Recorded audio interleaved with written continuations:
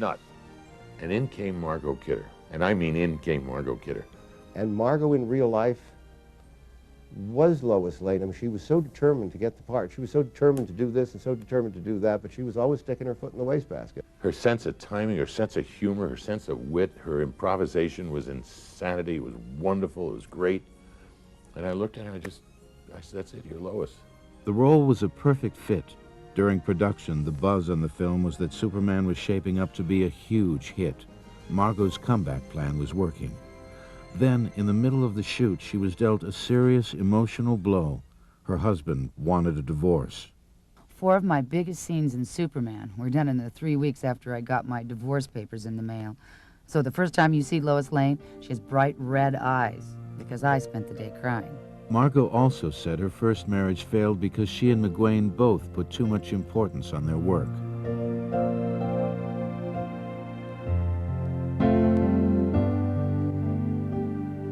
Coming up, Margot's fling with Richard Pryor.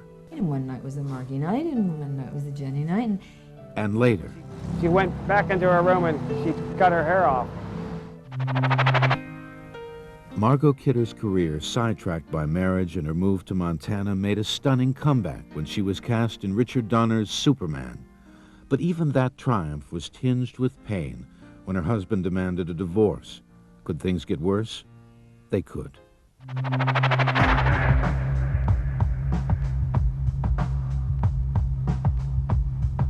As Margot turned 30, she was living in Malibu with her baby daughter Maggie and recovering from the collapse of her first marriage, but her career was about to explode.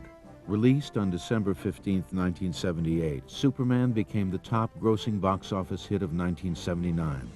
Margot Kidder was now a bona fide movie star. For her next role, she wanted to avoid playing a character like Lois Lane, so she took a lucrative offer to star in the Amityville Horror. The blockbuster thriller grossed almost $100 million, but Margot told friends she hated the film. For her next role, Margot chose a smaller, more personal project, director Paul Mazursky's Willie and Phil, scheduled to co-star John Hurd. Although Hurd dropped out of the cast, he and Margot had already fallen in love. They were married in New York in 1979, but just 6 weeks later, as Margot was filming scenes for Superman 2, they suddenly split.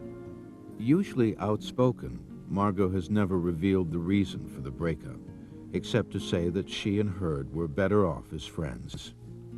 After her second divorce at the age of 31, Margot did what she'd always done.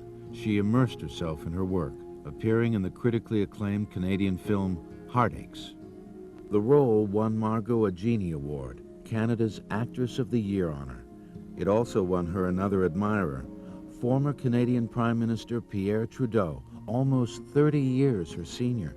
Pierre Trudeau was certainly a close friend of Margot Kidder's, and for a time he was clearly her lover. I think he was really one of the great loves of her life, and that it was difficult for her to fully accept the fact that he was never going to marry her. The romance between the politician and the free-spirited movie star could not last.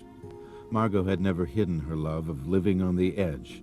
She worked hard, and she admitted that she played and partied just as hard.